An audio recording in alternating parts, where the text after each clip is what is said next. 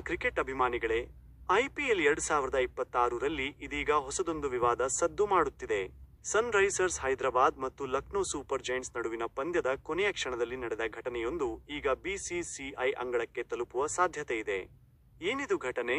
ಹೈದರಾಬಾದ್ನಲ್ಲಿ ನಡೆದ ಪಂದ್ಯದಲ್ಲಿ ಲಕ್ನೋ ತಂಡಕ್ಕೆ ಗೆಲ್ಲಲು ಕೊನೆಯ 2 ಎಸೆತಗಳಲ್ಲಿ 1 ರನ್ ಅಗತ್ಯವಿತ್ತು.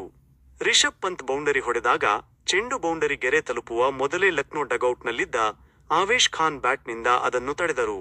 ಇದು ಈಗ ದೊಡ್ಡ ಚರ್ಚೆಗೆ ಗ್ರಾಸವಾಗಿದೆ.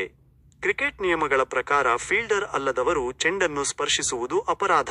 ಎಂಸಿಸಿಯ ನಿಯಮ 20.1 ಮತ್ತು 41ರ ಪ್ರಕಾರ ಇದು ಡೆಡ್ ಬಾಲ್ ಆಗಬಹುದು ಅಥವಾ 5 ರನ್ ದಂಡ ವಿಧಿಸಬಹುದು.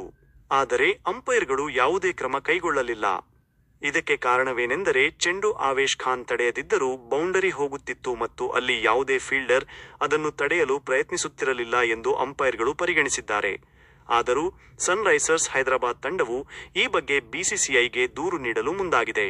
ಪಂದ್ಯದ ಫಲಿತಾಂಶ ಬದಲಾಗುವುದಿಲ್ಲ ಎಂಬುದು ನಮಗೆಲ್ಲರಿಗೂ ಗೊತ್ತು. ಆದರೆ ಭವಿಷ್ಯದಲ್ಲಿ ಇಂತಹ ಘಟನೆಗಳು ಮರುಕಳಿಸದಂತೆ ನಿಯಮಗಳಲ್ಲಿ ಸ್ಪಷ್ಟತೆಯನ್ನು ತರಬೇಕು ಎಂಬುದು ಎಸ್ಆರ್ಎಚ್ ಆಡಳಿತ ಮಂಡಳಿಯ ಬೇಡಿಕೆ. ಈ ವಿಷಯದಲ್ಲಿ ನಿಮ್ಮ ಅಭಿಪ್ರಾಯವೇನು? ಆವೇಶ್ ಖಾನ್ ಅವರ ನಡೆ ಸರಿಯೇ ಅಥವಾ ತಪ್ಪೇ? ಕಮೆಂಟ್ ಬಾಕ್ಸ್ನಲ್ಲಿ ತಿಳಿಸಿ. ಇದೇ ರೀತಿಯ ಕ್ರೀಡಾ ಸುದ್ದಿಗಳಿಗಾಗಿ ನಮ್ಮ ಚಾನಲ್ಗೆ ಸಬ್ಸ್ಕ್ರೈಬ್ ಆಗಿ. ಧನ್ಯವಾದಗಳು.